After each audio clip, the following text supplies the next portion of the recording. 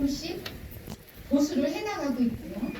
최첨단의 어떤 교육 활동들은 또다시 이제 이렇게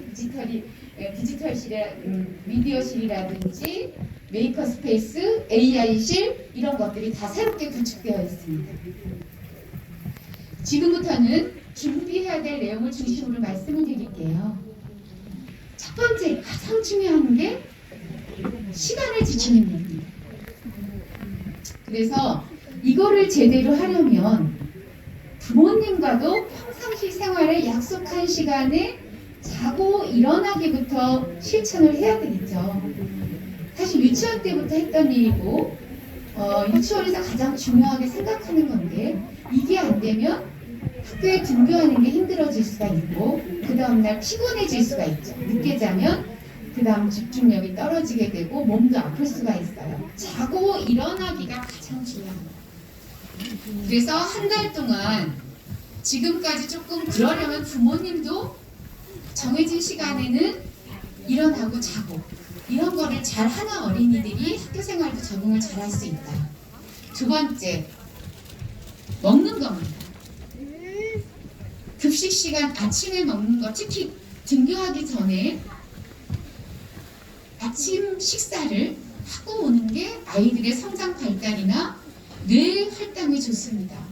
특히 탄수화물, 밥을 꼭 먹고 올 수 있도록 집에서부터 노력해줘야 되고 그 먹는 방법도 나중에 또 이제 자세하게 말씀을 드리겠습니다만 학교에서 점심시간에 급식을 먹을 때 잘 먹을 수 있도록 집에서부터 골고루 먹는 음식 태도도 필요하겠죠. 세 번째, 사실 누가 그러잖아요. 자고 먹고 하기 뭐 이런 게 있잖아요. 세 가지가 제일 중요해요. 세 번째입니다. 용변. 대변과 소변을 잘 보고 그것이 불편하지 않아야 되는 게 가장 기본적인 거죠. 그런데 학교에 있는 그 화장실이나 이런 것들이 유치원하고 조금 달라요. 유치원은 교실 안에 많이 있잖아요. 어린이집이나. 근데 여기는 1학년과 2학년이 때로는 같이 쓰기도 하는 그런 공간이다 보니까 또 많은 학생들이 있어서 줄도 서야 되고 그렇습니다. 그래서 미리미리 등교 전에 특히 등교 전에 이걸 보는 습관을 지도하는 게 좋아요. 그러지 않으면 혹시라도 실수할 수가 있겠죠. 급해지면. 또 하나는 내가 어려울 땐 선생님한테 용기 있게 말할 수 있는 것도 연습이 필요합니다. 왜냐하면 그게 갑자기 아플 수도 있거든요. 근데 그럴 때 그거를 참기만 해서는 안 됩니다. 정확하게 내가 어디가 아프고 내가 어디가 불편할 때 얘기할 수 있는 연습 그것도 필요하겠죠. 학교 오늘 시간 지키는 거 학교 끝나면 집에 곧장 가기. 특히 저는 이걸 말씀드리고 싶어요. 학교 올 때 문방구에서 아이들이 뭐 이렇게 눌러가지고 사는 거 있잖아요. 뭐 빼는 거 장난감이라 그러는 그거 절대 하지 않도록 해주세요. 그거는 이제 학교는 그냥 바로 교실로 들어가고 끝나고 나면 바로 집에 가고 그거 이외의 시간에 부모님과 약속을 해서 사는 건 좋겠지만 그게 잘못 습관이 되면 좀 때로는 다른 유혹에 휩싸일 수가 있어요. 가급적이면 등하교 시간에 돈을 갖고 와서 물건을 사거나 이런 습관이 되지 않도록. 왜냐하면 어머니들이 때로는 자녀를 교육시키는 걸 약간 물질적인 보상으로 하시려고 할 때가 있어요. 그거는 얻는 것보다 잃는 게 때로는 더 많습니다. 그래서 학교 앞에서 물건을 등하교기는 사지 않도록. 정말 중요합니다. 스스로 할 수 있도록 해주세요. 이제 8살이나 7살이 된 학생 정도면 초등학교에 가서 스스로 할 수 있는 평균적인 나이이다라는 게 법적으로, 신체적으로, 과학적으로 증명이 됐습니다. 때로는 물론 속도의 차이는 있을 수 있지만 일반적으로 그렇다. 가급적이면 그렇게 하도록 부모가 도와줄 필요가 있다. 그래서 근데 이 스스로 하는 거는 자연스럽지 않습니다. 의도적으로 노력해야 돼요. 인간은 본능적으로 도움을 자꾸 청하려고 하고 의지하고자 하는 게 약간 그런 성향이 더 많습니다. 그렇기 때문에 교육 활동을 하는 데 있어서 의도적으로 용기를 주고 때로는 안타까워도 사실 A가 넘어지면 막 뛰어가서 일으켜 주시나요? 저는 그 많은 책을 보니까 바로 일으켜 주지 말라고 하더라고요. 살펴보는데요. 아이가 스스로 일어날 수 있도록 보고 정말 힘들 때 이렇게 괜찮니? 일어설 수 있겠니? 이렇게 물어봐주는 여유가 필요한 거예요. 안 그러면 아이가 훨씬 더 당황해요. 큰일 난 줄 알아요. 엄마가 너무 걱정하면. 그래서 그런 것처럼 스스로 할 수 있도록 해야 되는데 그 기본적인 것들을 여기다 썼어요. 옷을 스스로 입고 벗는 것, 양말을 신고 벗는 것, 특히 신발을 갈아 신는 것, 이거 되게 어렵잖아요. 쉽지 않아요. 어머니 마음엔 급해가지고 답답해서 빨리 하고 가야 되는데 하는 마음에 자꾸 신겨주시는데 그러면 스스로 할 수가 있는 시간이 점점 뒤로 미뤄지겠죠. 제 아들도 그 옛날에 1학년 할 때 신발 신고 갈아 신는데 다른 애들은 이미 교문에 가서 선생님하고 인사했는데 얘는 이미 여기 현관에서 아직도 신발 갈아 신고 있었어요. 그렇게 느렸는데 지금 다 30살 돼가지고 장가가고 선생님하고 그래요. 전혀 걱정할 게 없습니다.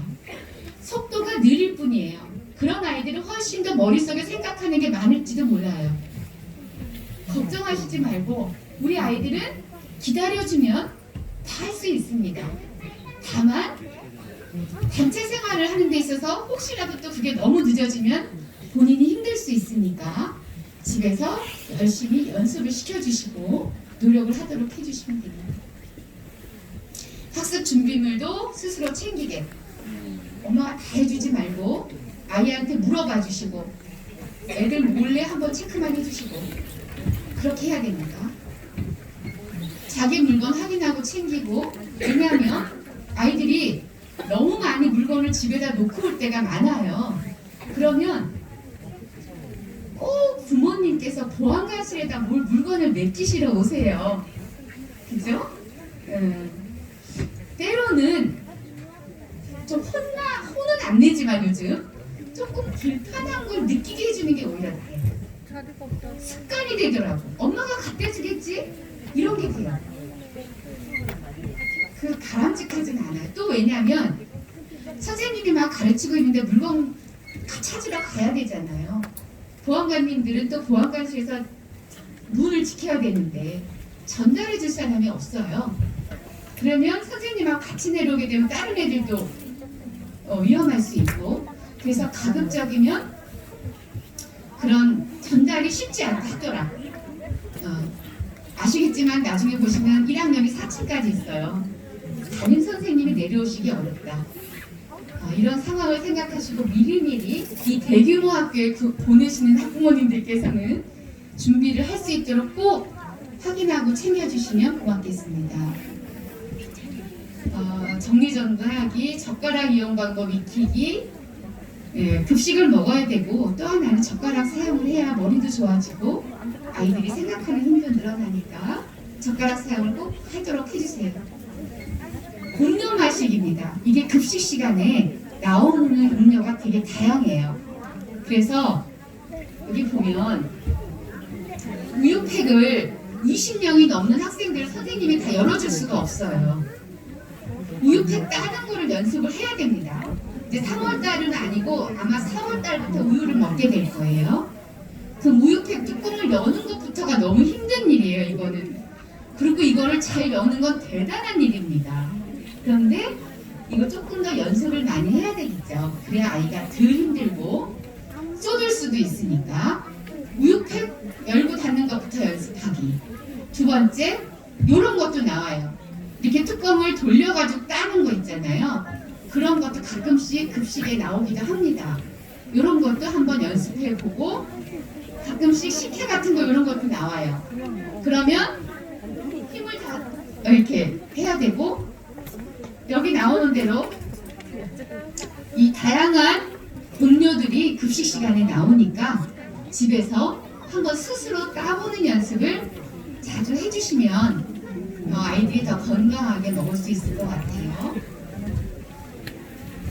자, 화장실도 얘기했는데 가장 중요한 거는 옷이 편해야 돼요. 입고 벗기에 편한 옷을 보내시고, 가급적이면 저는 운동화를 신었으면 좋겠다. 학교는 구두나 이런 것도 물론 어쩌다가 신을 수는 있는데 4층 너무 굽이 높지 않고, 또 아이들이 내년부터는 우리가 이제 중간 놀이 시간도 있고 운동장에서 아침에 걷기도 하고, 코로나로 정말 힘들어진 게 아이들의 체력이에요. 너무 낮아진 게, 체력이 너무 낮아져서 내년에는 우리 학교가 체육 활동을 좀 활성화시킬 예정입니다. 그러려면 안전하게 뛰어놀 수 있는 그런 신발, 옷, 너무 치마가 불편할 수도 있을 거예요. 그러니까 그런 걸 잘 살펴서 건강하게 운동할 수 있도록, 활동할 수 있도록 그렇게 하고, 이따가 한번 화장실도 지켜보세요. 그러면 소변을 어떻게 봐야 될지 이제 아이들하고 좀 연습이 필요하고요. 반드시 아이들이 대본을 보고 깜빡 잊어버리는 건지 보기 싫은 건지 안 내리고 가는 친구들이 진짜 많아요. 진짜 많아요. 그래가지고 화장실에서 냄새가 난다 그러면 보면 청소를 안 해서가 아니야. 이거 안 내려가지고 소변 보고도 안 내리고 대변 보고도 안 내려요. 그래서 이따 가시면 아이들은 살짝 눌러서 이거 안 내려가네 이럴 수도 있거든요. 꾹 눌러야 되니까 그런 거 누르는 연습. 또 안 내려갈 때는 선생님한테 얘기하면 돼요. 그러면 이제 저희가 조치하거든요. 그래서 그럴 때 어떻게 대처하면 되는지 아마 선생님께서도 설명해 주실 거지만, 집에서 그런 의사 표현을 정확하게, 자기 생각, 상황 표현을 정확하게 할 수 있도록 이런 게 있었어요. 1층에 화장실에서 막 애기 울음소리가 나는 거예요. 그래서 교감 선생님이 막 달려갔어. 보니까 저희 학교에는 화장실이 한 3, 4분 있으면 불이 있다가 아무도 이제 안 움직이면 불이 꺼져요. 자동으로 이제 불이 켜졌다 꺼지는 그런 시스템입니다. 그러니까 불이 꺼지니까 무서워진 거지. 그래서 막 울었어요. 절대 울을 일은 아니에요. 저희가 이제 자동으로 전기절약 하느라고 오랫동안 이제 안 사용하면 그럴 때는 막 이렇게 움직이든지 아니면 그냥 아주 어둡진 않거든요. 그러니까 울지 말고 나올 수 있도록 그렇게 얘기해 주시면 됩니다. 자, 입학식은 3월 2일인데 11시입니다. 여기는 시청각실이고 2층에 있는 체육관에서 진행될 예정입니다. 물론 코로나 상황이 좋을 때죠. 근데 제가 보기에는 크게 문제 없이 아마 체육관에서 대면으로 진행될 가능성이 90%가 넘다고 보고, 다만 11시에 시작하려면 적어도 50분까지는 체육관에 입실해서 자리에 앉았으면 좋겠습니다. 11시 전에 사전 공연이 있을 수 있습니다. 그래서 꼭 학교에 어린이와 함께 50분까지는 체육관에 도착하시도록 그렇게 해주시고, 학부모님들께서는 학생만 그 해당 반에 앉혀주시고 별도의 좌석에 따로 앉습니다.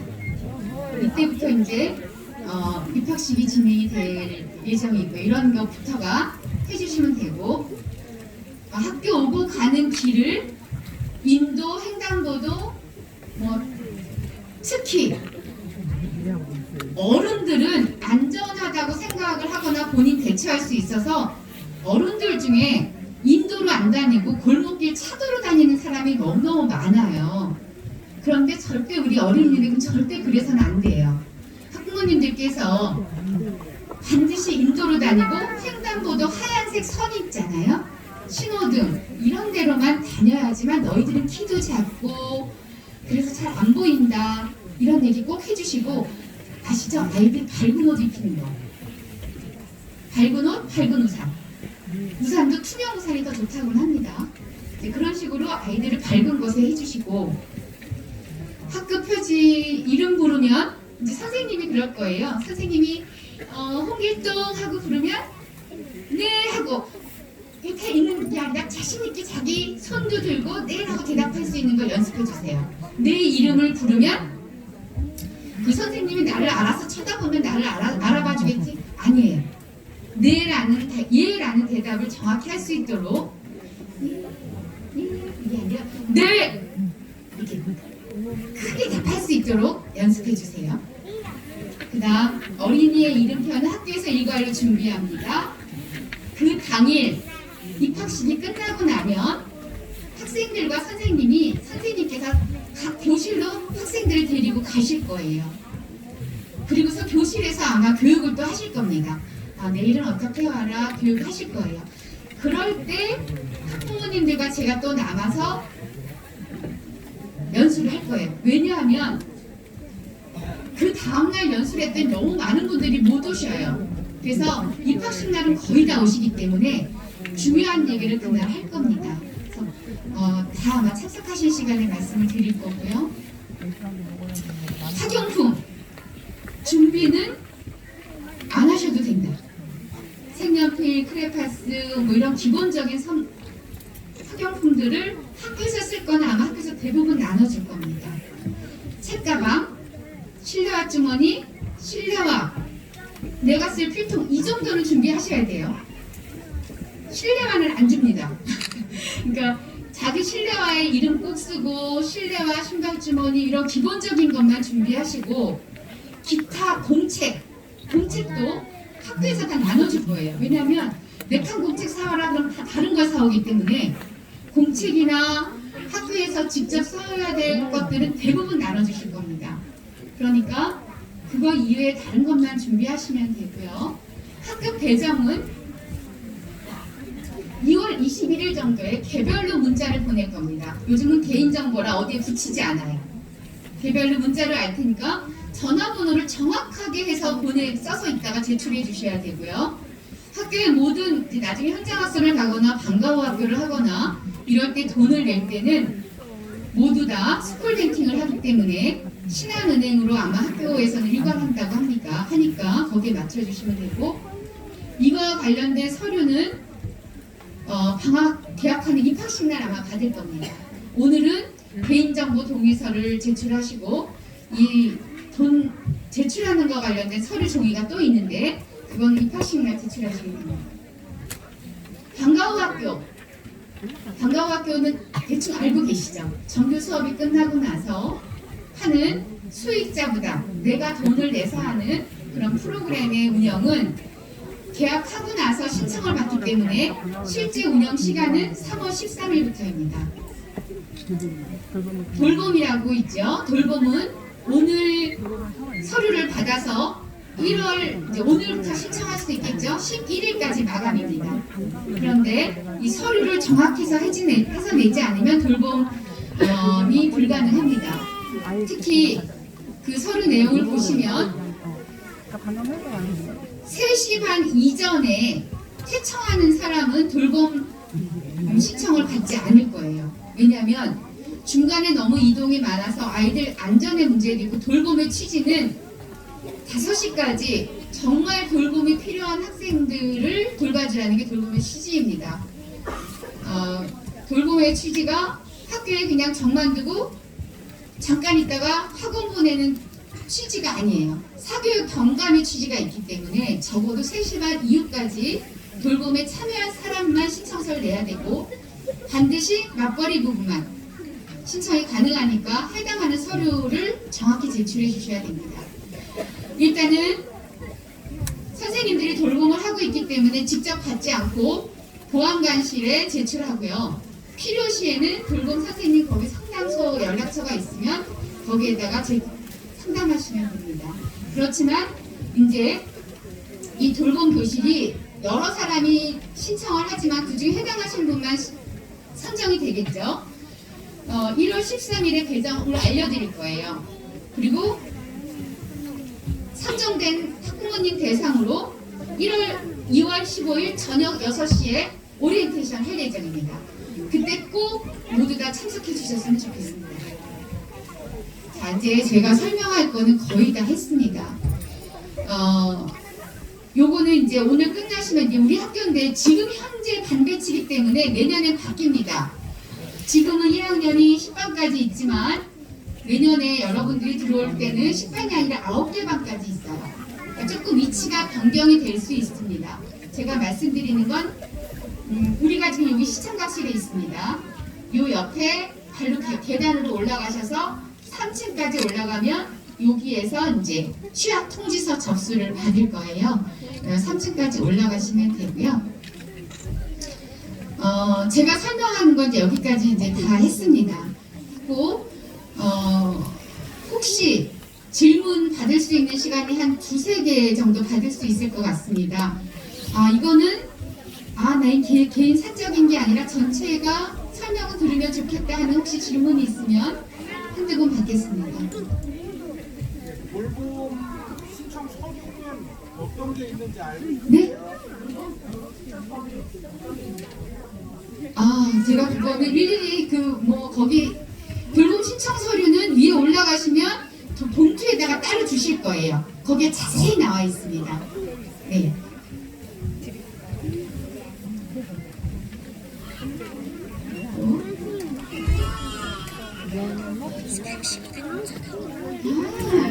잊어버리지 않을 거예요. 엄마 손 꼭 잡고 가면 됩니다. 그러면 여기까지 하도록 할까요? 네, 개별적으로 질문 있으면 위에 선생님들한테 여쭤보시면 되겠습니다. 네, 다시 한번 끝까지 설명을 잘 들어주고 1학년 어린이들 너무 칭찬합니다.